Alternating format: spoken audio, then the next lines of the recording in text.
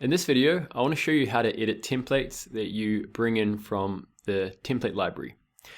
So this template here has 5 shapes or so in the background. It's got a hand with a phone and some different elements on here. But right now, as you can see, you can't actually select the shapes, you can't adjust them, you can't select the hand. And the reason why is because we've locked them.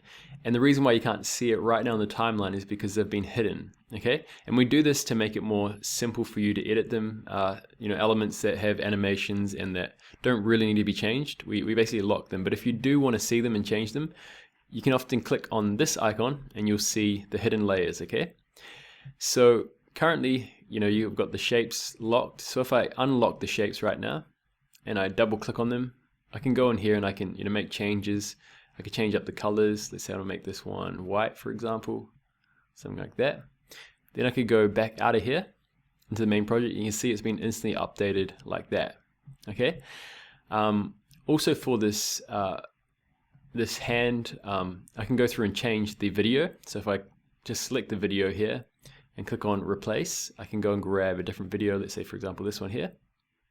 And if I just play this through, you can see I've got my nice video screen added in there like that.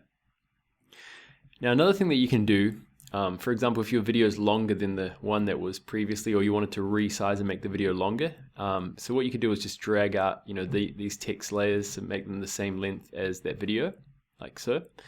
But then I also need to go through and unlock this and make sure that this is the same length as well.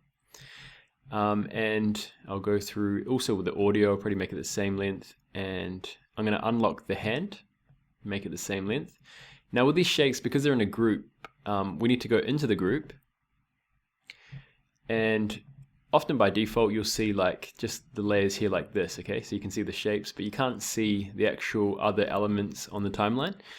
So it will make it a bit hard to actually resize to see to the same length as duration as the other elements. So we've added this option to show all layers. If you left click on there, now you can see all the layers outside of your group. Okay, so you can see kind of a faded example. And what you can do is, if I just zoom in a bit closer, I can go through and resize these layers. And with the timeline snapping and the guidelines, it really makes it easy to just go and drag out all these layers and make sure that they're the same duration as the entire video. So if I go back out of this now, you have to see that the shapes have been put into the same size. And the same thing I'll do with this App Store button. I'll just go through and drag these all out. Just make sure that this is selected so that you can see all the layers outside of it. Okay.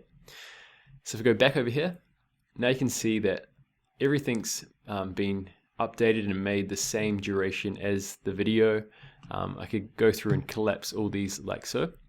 And again, if I wanted to hide some layers, let's say I wanted to hide the audio track, and I just simply click on this icon.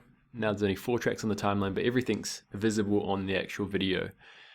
So those are just some helpful tips in terms of editing. When you bring in some different templates, you may not be able to find certain elements. So just simply click on this icon. And again, when editing things, it's often quite helpful if you just, for example, these shapes, just maybe lock them and then they're no longer in the way. You do the same thing with the hand, and certain elements that you don't need to basically edit anymore, just lock them, and it just makes things a lot easier. Okay, so that's how to edit templates inside Create Studio.